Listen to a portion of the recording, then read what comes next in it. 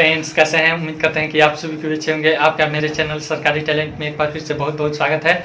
आज हम लोग फिर से क्लास 10th का एक्सरसाइज 14.4 पढ़ेंगे और देखेंगे कि उसमें क्या क्या प्रॉब्लम है और उसका सॉल्यूशन क्या होना चाहिए। तो चलिए शुरू करते हैं। वीडियो शुरू करने से पहले नए आने वाले दोस्तों से गुजारिश है कि लाल बटन दबा के मेरे चैनल को सब्सक्राइब कीजिए और साथ ही साथ बेल आइकन भी जरूर दबाइए। तो चलिए शुरू करते हैं। एक्सरसाइज 14.4, इसमें हम लोग को पढ़ना है संचयी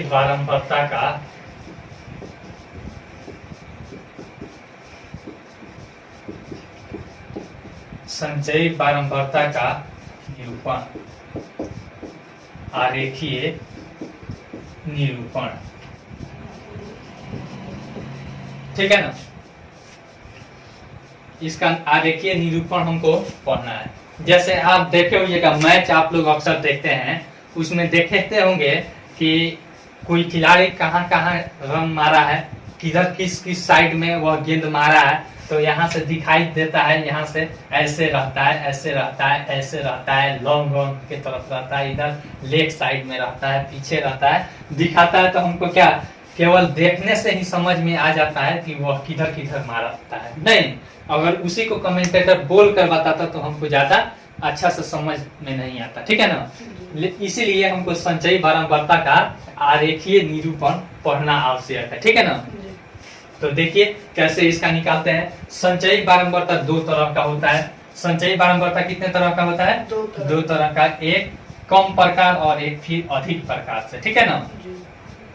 एक होता है कम प्रकार, कम प्रकार से। कम प्रकार से क्या होता है? यह कम से ज्यादा की तरफ बढ़ता है। ठीक है ना? कम से अधिक के तरफ जाता है। फिर दूसरा होता है अधिक प्रकार का, अधिक प्रकार से। ठीक है ना? यह अधिक से कम की तरफ जाता है, अधिक से कम की तरफ।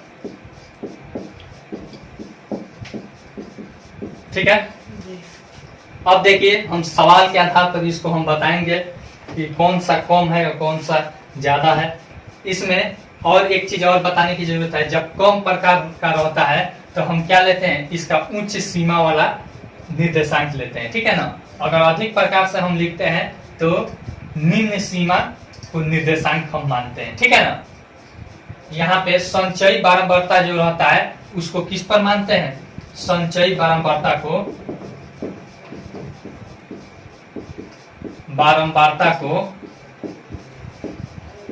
y अक्ष पर लेते हैं। किस पर लेते हैं?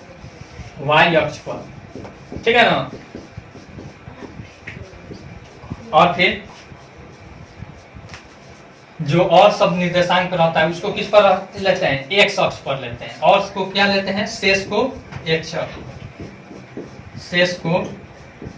अक्ष पर लेते हैं। ठीक है ना?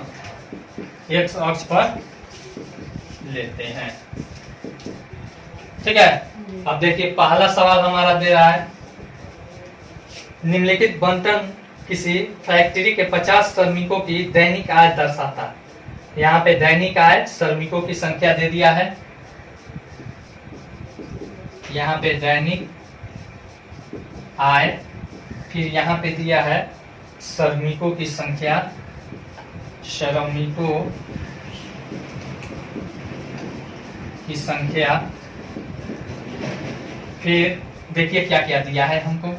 यह एक हो जाएगा हमारा 100 से 120, 100 से 120। और इसमें जो हमारा यह वर्ग अंतराल रहता है किस विधि में रहता है? अपवर्ज्य विधि में रहता है। किस विधि में रहता है? और अगर अपवर्ज्य विधि में नहीं रहता है तो हम उसे अपवर्ज्य विधि में क्या करते हैं? बनाते हैं। जैसे पिछले क्लास में हम बताए थे।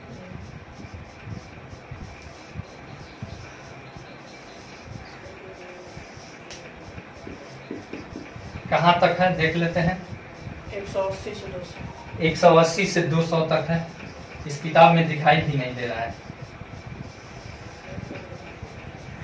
श्रमिकों की संख्या 12, 14, 8, 12, 14, 8, 6, 10, 6, 10। अब इसका हम CF निकालेंगे। यह CF में नहीं है, कम्युलेटिव फ्रीक्वेंसी में इसको नहीं बदला है, क्योंकि यहाँ 12 है और यहाँ 6 है, ठीक ना। तो सबसे पहले हम CF में बदल लेंगे। CF में कैसे बदलते हैं, इसको किस एक कम प्रकार के संचयी बारंबारता से कह रहा है। क्या कह रहा है, कम प्रकार से। तो देखिए कैसे कम प्रकार वाला संचयी बारंबारता लिखते हैं, यानी कि कम से ज्यादा की तरफ जाते हैं, ठीक है ना। तो देखिए कैसे लिखते हैं, यहाँ पे 12 है तो 12 लिख देंगे। अब फिर इसको और इसको जोड़ेंगे, 12 और 14, तो 4 2 6 और 1 1 2 26, ठीक है ना।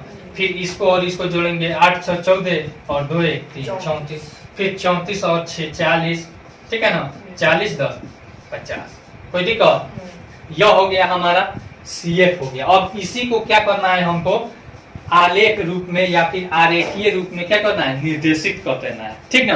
तो देखिए कैसे हम निर्देशित करते हैं। हमारा स्केल किधर है,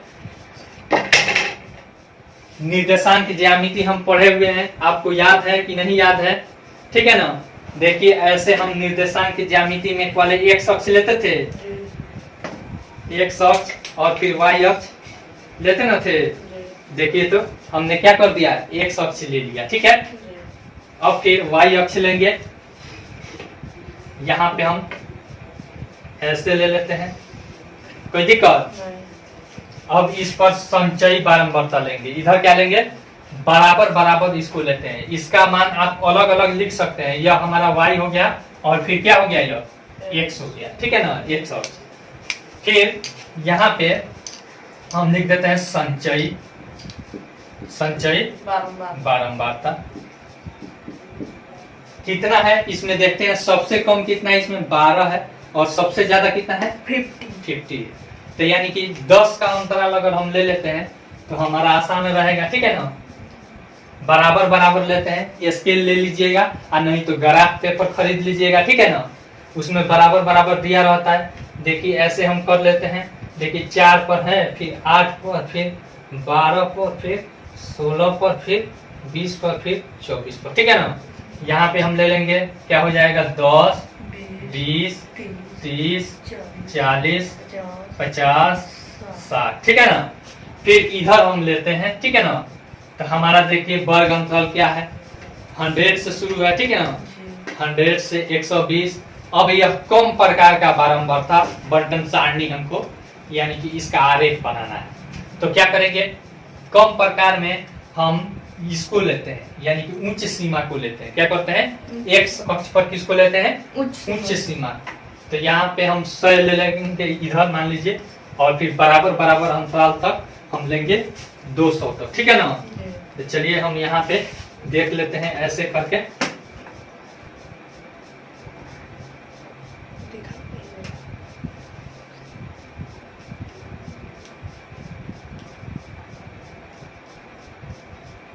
आप बराबर बराबर दूरी पर ले लीजिएगा, ठीक है। अब देखिए यहाँ पे हम ले लेते हैं, यहाँ पे 100 120 140, फिर 160 180 200 220, कोई दिक्कत। अब देखिए हमारा बिंदु क्या होगा।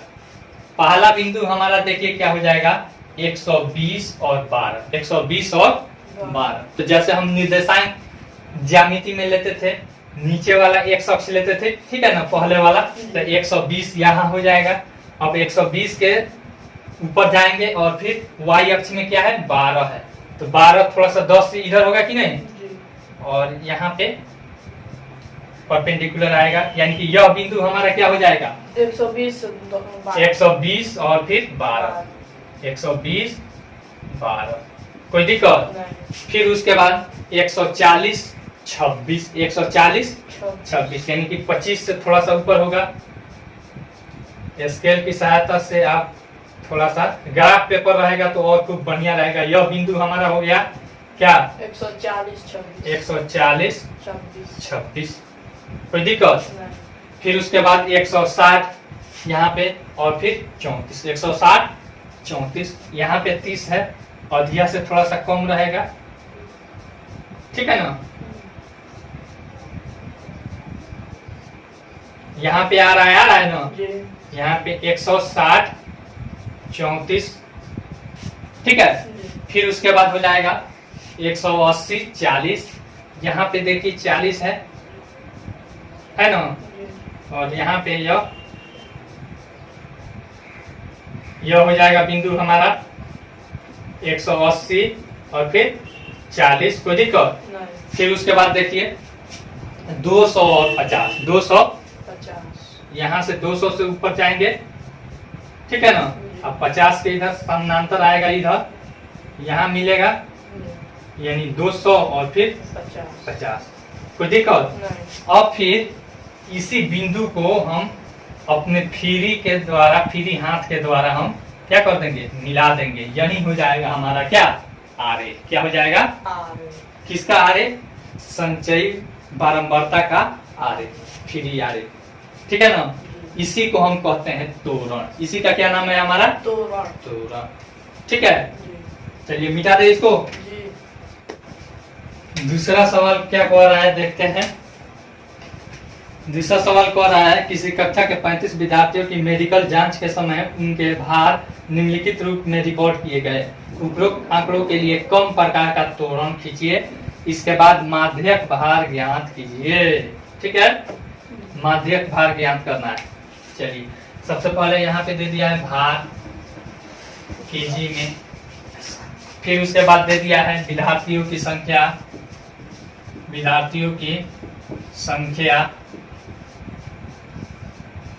भार कितना है, 38 से कम, 38 से कम। फिर उसके बाद 40 से कम, 42 से कम, 44 से कम, 46 से कम, 48 से कम, 50 से कम,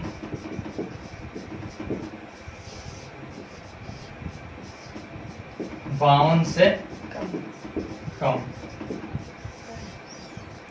फिर देखिए 29 से कम में कितना दिया है, 0359, 0359 और 28, फिर यहाँ पे 32 और फिर यहाँ पे 35, यही ना है। जी। अब देखिए तो ये तो खुद CF में है कि नहीं। जी। तो अब इसमें क्या कह रहा है कि कम प्रकार का तोरण लिखिए, दिखाइए या खींचिए। तो देखिए तो यह तो खुद कम प्रकार में है कि नहीं है, जी। देख रहे हैं। जी। तो यानी कि 38 से कम, यानी कि कम प्रकार का है, तो सिंपल इसका आरेख ऐसे खींच देंगे। स्केल हमारा किधर है, ऐसे लेंगे और फिर यहाँ पे संचयी बारंबारता को हम किस पे खींचेंगे, वाई अक्ष पे। यह संचयी बारंबारता है ना, जी। इसको वाई अक्ष पर और इसको X एक्स अक्ष पर। तो यानी कि यह हो जाएगा ऐसे। फिर यहाँ पे देख लीजिए कितना है, 1 2 3 4 5 6 7 8 9। अब इस पर CF को वाई अक्ष पर खींचते हैं तो देखिए न्यूनतम 0 है, अधिकतम कितना है 35 है। तो कितना का हम ले लेते हैं, 10 का ले लें या फिर 5 का ले लें। चलिए 5 का ले लेते हैं, ठीक है।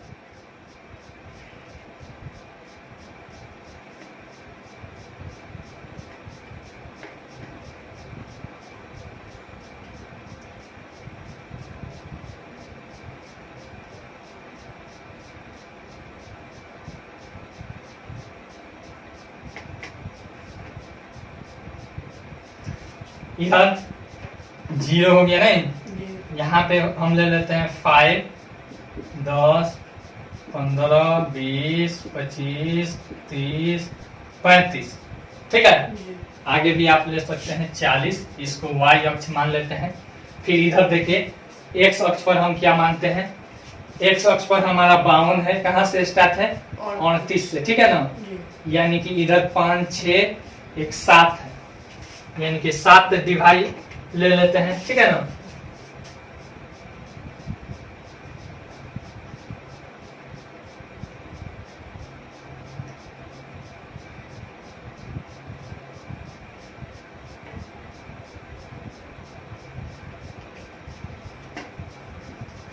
ले लिए, ठीक है ना। जी। इसको हम मान लेते हैं, यहाँ पे आप मतलब इसको ऐसे थोड़ा सा खींच दिया जाता है कि इधर 0 वाला है, ठीक है ना। यहाँ पे हमको 38 से लेना है, तो 38 से कम, उसके बाद 40 होता है, उसके बाद 42, 44, 46, 48, 50, 52, ठीक है। यह हमारा कम प्रकार का है, इसका ऊपरी सीमा यह 38 हो जाएगा। अब 38 के सामने क्या है, 0 है, यानी कि यहीं से स्टार्ट होगा, एगो हमारा मिल गया। फिर 40 का क्या हो जाएगा, 40 और 3, यानी कि 40 और 3 लगभग यहाँ पे आएगा, ठीक है ना, देख रहे हैं। जी। फिर उसके बाद 42 और 5 है, तो 42 और 5 लगभग यहाँ पे आएगा, आएगा कि नहीं। जी। फिर उसके बाद है 44 और 9 है, तो 44 और 9 लगभग यहाँ पे आएगा, ठीक है। जी। फिर उसके बाद 46 और 14 है, 46 यहाँ है, 14 यहाँ पे हो जाएगा, ठीक है। जी। फिर उसके बाद देखिए 48 और 28 है, 48 और 28 यानी कि 25 के आगे हो जाएगा, ठीक है। जी। और यहाँ पे आप ग्राफ पेपर में देखिएगा तो आपको पूरा सिलवा सीधा सीधा मिलेगा, ठीक है ना। जी। उसके बाद 50 का 32 है, 50 का कितना है, 32। 32 है, तो देखिए तो 50 यहाँ है और 35 से नीचे होगा, ठीक है ना, जी। यानी यहाँ हो जाएगा यह। फिर उसके बाद 52। 52 से 35 है, तो यहाँ है 52 और यहाँ है 35, ठीक है। जी।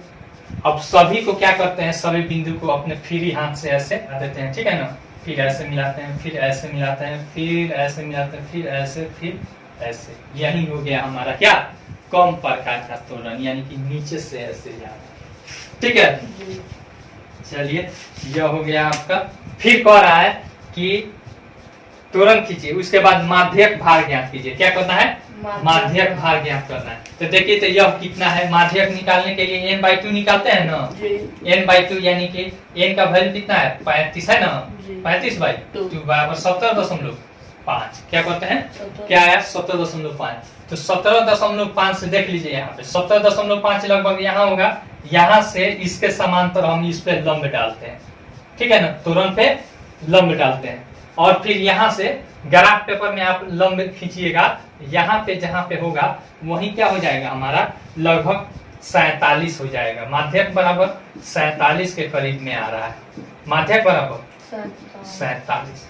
और इस तरह से नहीं समझ में आ रहा है तो आप इसको क्या कीजिएगा, ग्राफ पेपर में बनाइएगा तो आपको क्लियर दिखाई दे देगा, ठीक है ना। जी।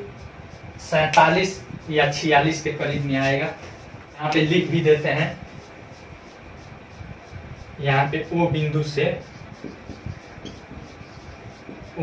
से एक्स अक्ष पर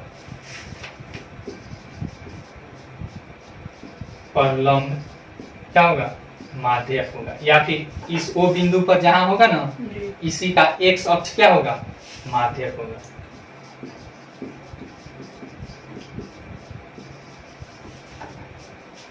आसान है। जी। तीसरा सवाल कह रहा है, निम्नलिखित साल में किसी गांव के 100 फार्मों में प्रति हेक्टेयर गेहूं का उत्पादन दर्शाते हैं। उत्पादन फार्मों की संख्या, इस बंटन को अधिक के प्रकार के बंटन में बदलिए और फिर उसका तोरण खींचिए। चलिए यहाँ पे उत्पादन और संख्या, उत्पादन, ठीक है ना, और फिर इधर फार्म की संख्या, ठीक है ना। उत्पादन कितना दिया है, 50, 55, 75, 80। 50 से 55, 55 से 60, 60 से 65, 65 से 70, 70 से 75, 75 से 80, ठीक है ना। फिर इसका फर्म की संख्या 2, 8, 12, 2, 8, 12, फिर उसके बाद 24, 29, 16, 29, 16।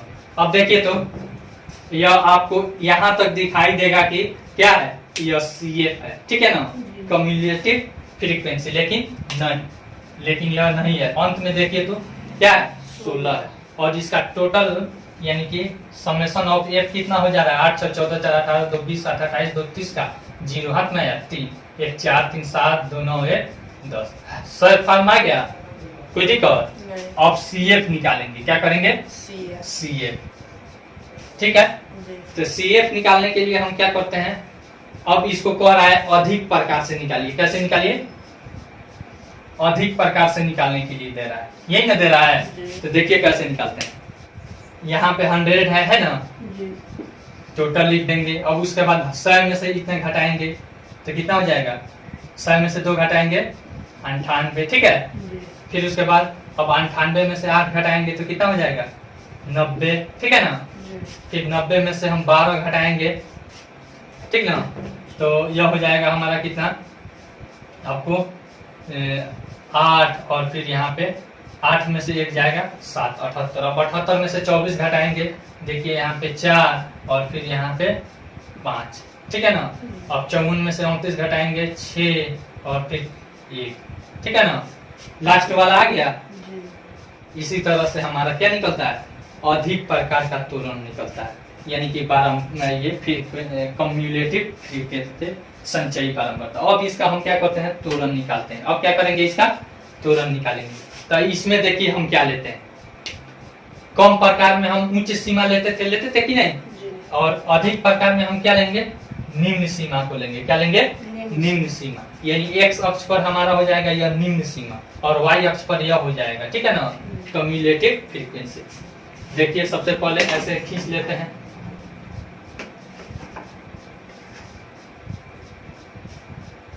हमको अब नीचे में हमको इसको रखना है तो 80 तक है नहीं जी। 50 से 80 तक यानी कि 6 बार है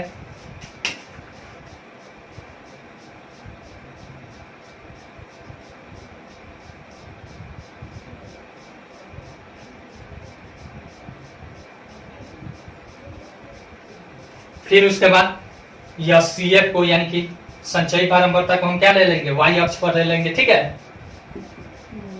वाई अक्ष पे इसमें न्यूनतम कितना है 16 है और अधिकतम कितना है 100 है तो इसमें देखिए कितना का ले लेते हैं 10 का ले लेते हैं ठीक है ना।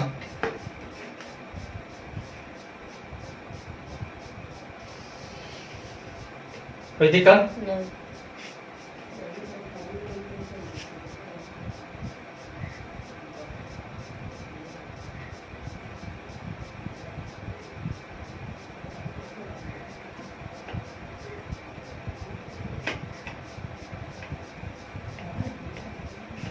ठीक है ना। अब यहाँ पे हम ले लेते हैं कितना 10 20 30 40 50 60 70 80 90 100 110 यह हो गया हमारा वाई अक्ष कोई दिक्कत। अब फिर इसका हमारा होगा यहाँ पे इसका निम्न सीमा लेते हैं यानी कि अधिक प्रकार का है 50 55 उसके बाद 60 65 70 75 उसके बाद 80 ठीक है। जी। अब फिर देखिए 50 के साथ क्या है 100 है 50 के साथ 100। 100 है तो आप यहाँ से भी 50 ले सकते थे हम यहाँ से भी लिए हैं तो कोई दिक्कत नहीं है ठीक है ना। किसी किताब में यहीं से दे देता है तो उससे घबराने की जरूरत नहीं है 50 यहाँ पे है 100 यहाँ पे है ठीक है ना तो यहाँ पे हम ले लिए कोई दिक्कत। नहीं। फिर उसके बाद है 55 के साथ कितना है 98 क्या है 98 यानी कि थोड़ा सा इससे कम है यहाँ पे ठीक है ना। जी। आप लोग बनाइएगा ना ग्राफ पेपर पर तो पूरा सीधा सीधी दिखाई देगा। फिर उसके बाद 60 के साथ देखिए तो 90 है 60 के साथ 90 है यानी कि इसके सामने है ठीक है ना। जी। फिर उसके बाद यहाँ पे 65 के साथ 78 है 65 के साथ 78 यानी कि थोड़ा सा यहाँ पे आएगा ठीक है ना। जी।